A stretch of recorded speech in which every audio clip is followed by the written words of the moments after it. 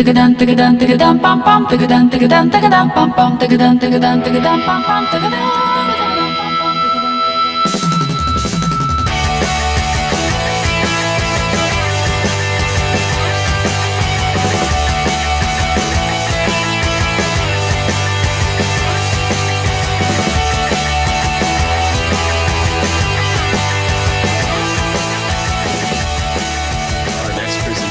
Comes from CICD, Tomas Aliaga. I hope I pronounced your last name correctly there. Tomas will be talking about CICD Pipeline for HPC software development. Welcome, Tomas. Thank you very much, Brian. Thanks for having me. It's a big pleasure to be here today with you. For the first time, hopefully not the last one. Let me see if, can you confirm that you can see my screen? Yes. Great. All right, so let's get started. So for today, I was planning to talk a little bit about CI/CD pipelines for HPC. I decided to split the talk in four. I always like to start with the basics for those who are not familiar with the topic, just in case. So I'm going to kick off just giving the basic elements of what CI/CD pipelines are. Then we will dive a little bit deeper into a specific example of an implementation, in particular for the Saros project. And then I'm going to summarize the main challenges that we faced, important pain points for you to keep in mind in case you're planning to develop your own pipelines for scientific applications. And finally, I'm just going to leave some pointers to quite interesting projects that are happening or are coming both at CSCS and in the external community. So let's get started.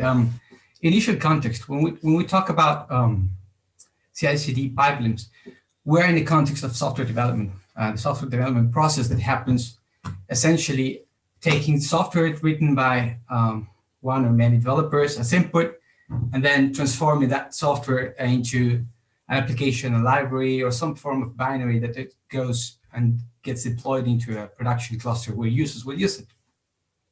Such process is typically oversimplified, and you could divide such process in oversimplifying it with 3 steps: building, testing, and deploying it.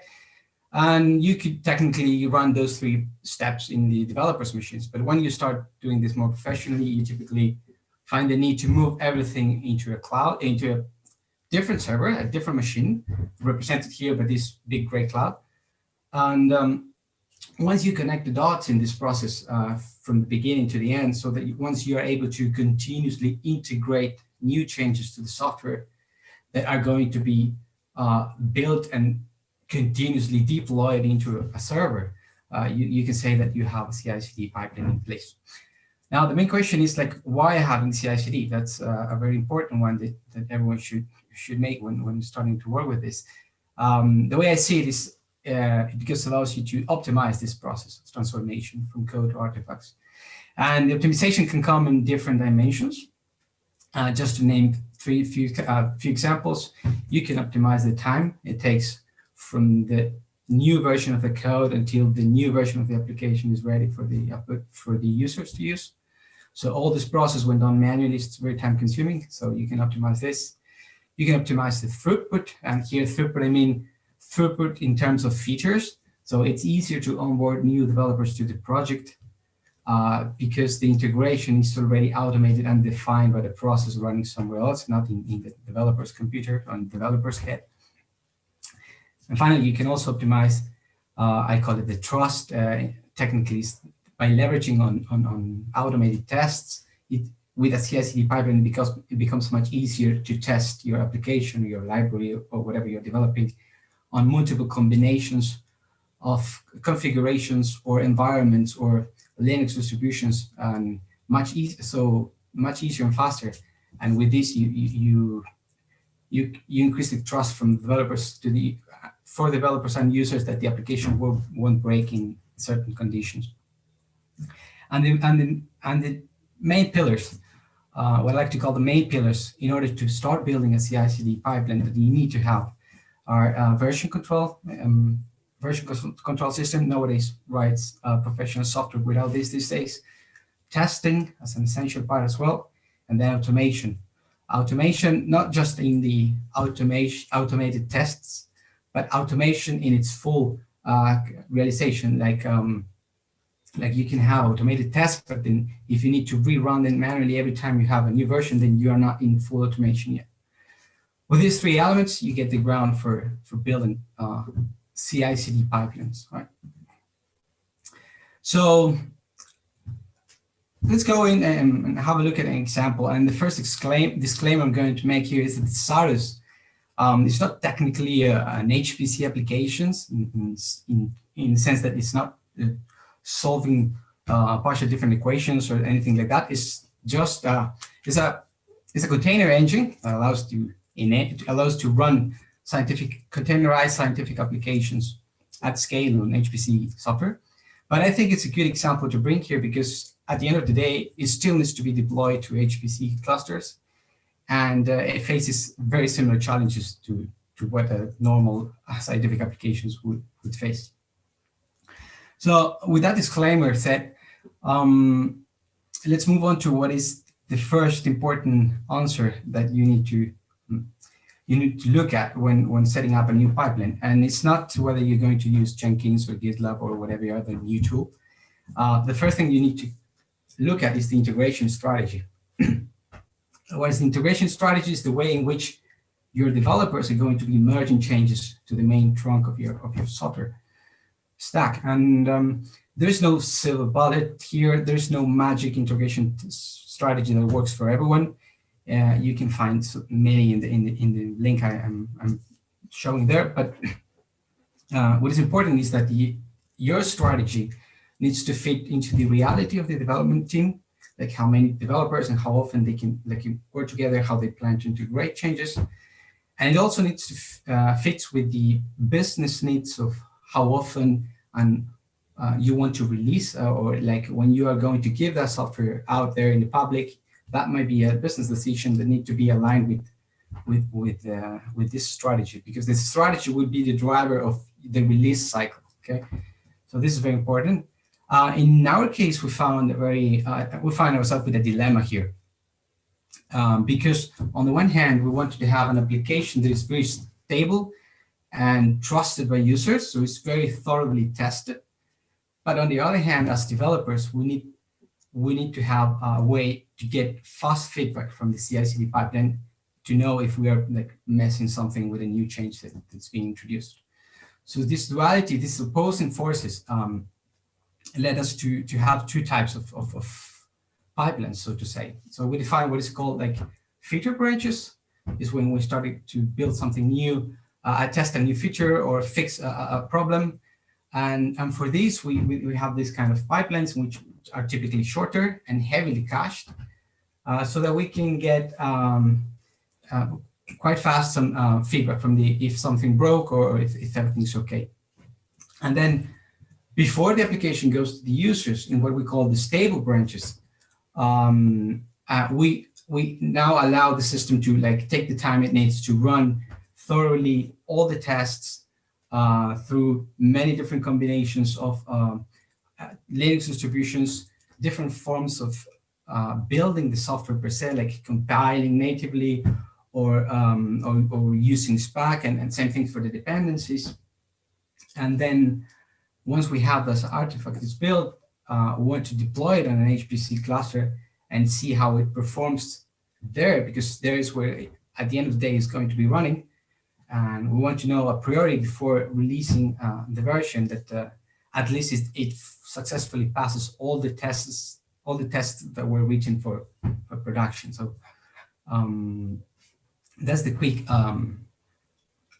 overview of the current two types of pipelines. Okay, the good thing is that as you can see, we're using one view that is presenting results of things that are running in different environments. Be it in a virtualized environment for the pipeline or in the actual HPC cluster. Okay, and let me show you a little bit the high-level overview of how the whole system is composed in the particular case of Sarus. You can see it's no longer a big gray cloud as it was at the beginning. is actually a composition of different systems, some of which are running inside of CSCS, the red ones, and the rest are like out there in the cloud and yeah, on different external services like GitHub or Travis. The main highlight here I would like to make is like, so we're running, in this case, GitLab private instance where the development of Saros happens, and we have two main repositories. One is Saros and the other is called Saros Ops.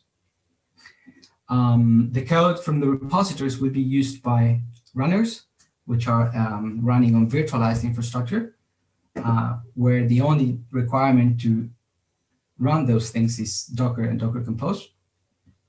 And those runners will be responsible for creating a tailored package for the specific system that we want to be testing Saros on, creating what is known as like a deployment artifact. And when there is a stable or like a stable enough, or we decide to make a release, the same runner is going to be responsible for publishing the artifacts to the public mirror, to GitHub. So GitHub is like a mirror for the internal GitLab repository where the general public can go, grab the code, grab the actual artifact to use in their laptops, check out, write open issues, and etc. etc. Now the components like Travis as a secondary CICD pipeline, then I can explain why, but there's read the docs because we can always keep the docs updated and automatically refreshed for each release. So the workflow,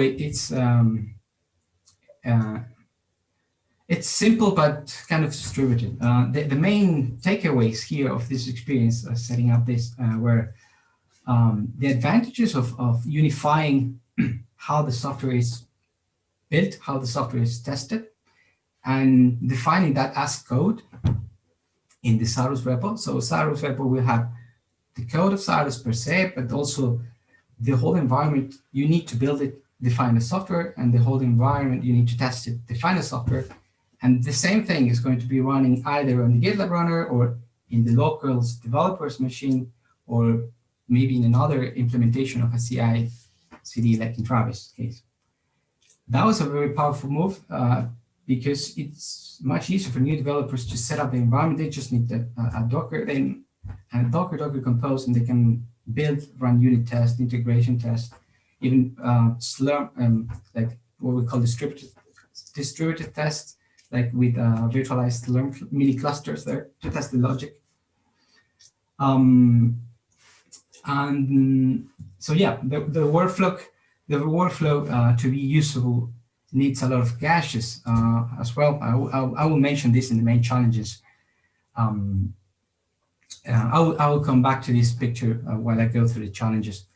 But yeah, with this picture you can see how the developers push code to both the runners, grab the codes, prepares the tailored artifacts for the specific machines, and how to do that is knowledge that is gathered in the Saros Ops repo, so that we don't mix what is application code or application specific code to what is more solutions to problems that are intrinsic to the nature in which the internal systems communicate, and how to move the artifacts from a virtual instance to an actual bare metal machine, or how to characterize the specifics of each machine, like the specific MPI implementation, where to find the libraries, in which path. Each machine will have their own, and if we manage to abstract this in a simple declarative file called system data, and then it's a much nicer interface with system admins, because then they don't need to understand the whole logic of Saros if they just want to make a minor change of a minor detail in the production machines.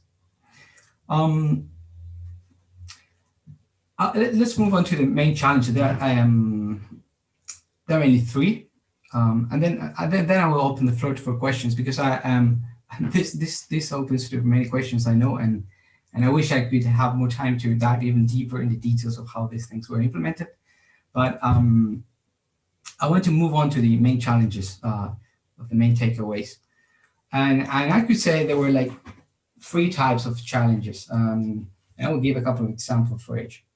The main one is about dependencies. And like everyone knows, software dependencies management is really a hard problem.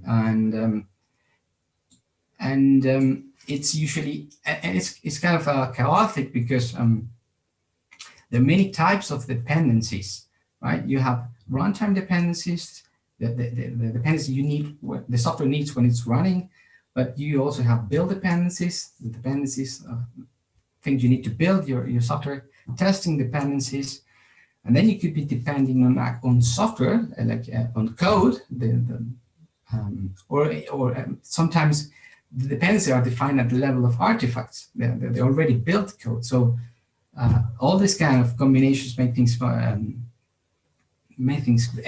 messy. And the more types of packages you support, the harder these CI/CD pipelines will become. As you recall the image of the stable branches, there were like so many different distros and packaging type, like the native of the Linux distro or these pack packages. And the more you combine these, the more complex it gets, of course. But we found that containers were like a really good help to wrap this packaging system and make the virtualized host more oblivious of what's the nature of the building process inside there. So we build in a container. And then there's hardware dependencies, which is also something that I think we will see a lot of innovation in the forthcoming years in the industry, because there is this need to have a harmonized way to define which are your actual hardware dependencies. There needs to be some sort of an ontology and taxonomy of what you're really depending at the hardware level as an application or as a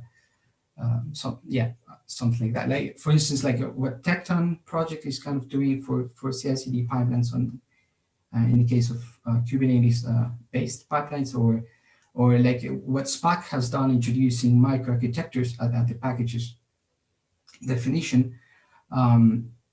I see like a tendency in trying to understand and better define this relationship between software and hardware that is still in the early stages, in my view. The second biggest challenge is environments. It has to do with environments. One, to keep them consistent, because there's nothing worse for a software developer than not being able to reproduce a problem that occurs in the simulated pipeline, because the environment drifted a little bit, or the production one drifted, and then it's not the exact same thing that is being run in different places. So it's really hard to trace back problems. And the second is caches setup.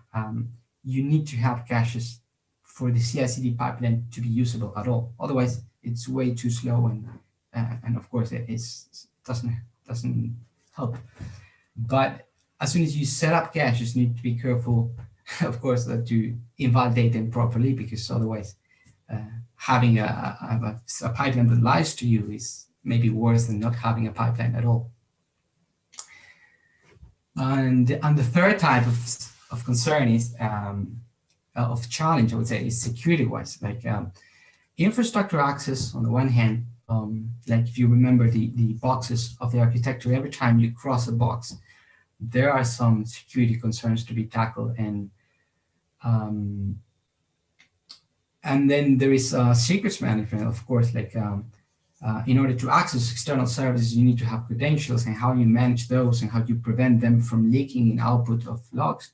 That's a really important thing to consider as well when designing the pipeline.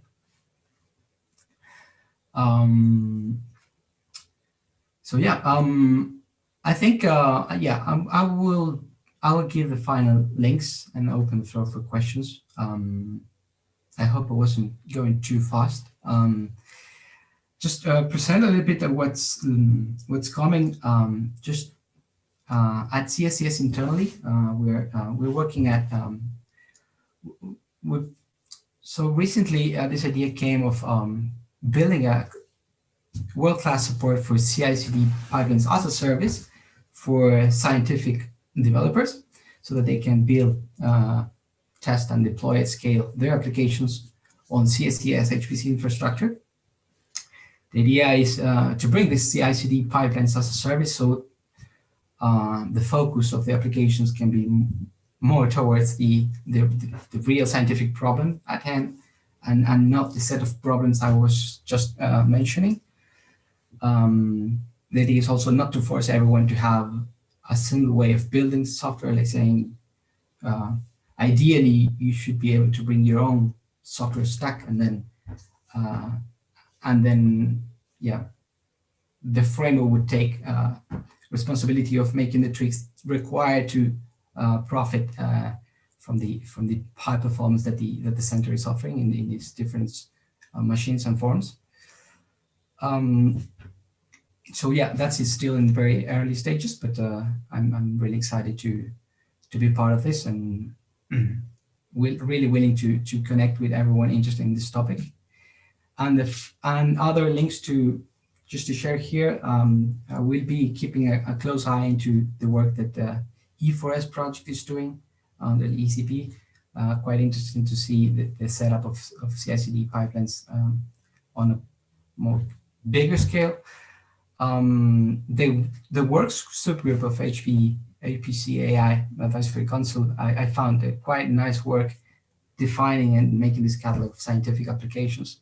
There's a bunch of knowledge of how to build them, and this could be terrific input for the definition of these automated processes. And then finally, something quite interesting. There's a lot of bleeding edge activity happening under the umbrella of this new cloud continuous delivery foundation, especially in the cloud native scape. There are many new projects, and they're trying to factor out the common problems, the solutions to different problems that occur when you're building CI/CD pipelines, especially on the cloud. But yeah, that's all from my side. I would like to really thank you for your attention, and again mention that please do get in touch if you're working with this kind of topics, and I'll be happy to get in touch. Thank you, Tomas. We do have one question in the queue. Okay. What do you do for your virtualized test environments to approximate the production environment, i.e., say, capture snapshots of a production system and virtualize it, or how to follow some other approach to ensure that software will work in production? Exactly. At the moment, we don't have a containerized. So for this case of Saros, let's say, because the answer for this may lead to confusion.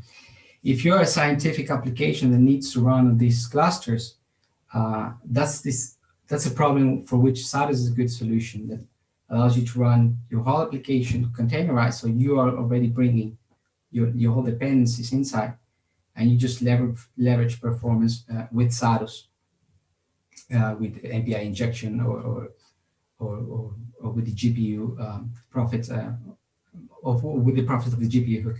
In the case of Saros as an application, the nature of Saros is that it's more kind of a statically linked application. It kind of brings most of the dependencies.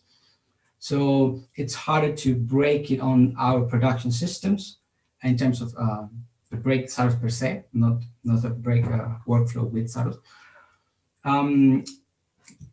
The minor differences between the different clusters, at the moment are like represented in this abstraction of system data. So whatever is different or whatever needs to be adjusted will be information coming from this key value store, if you wish. But yeah, it would be a different. I mean, statically linked. Being statically linked application Saros is, you already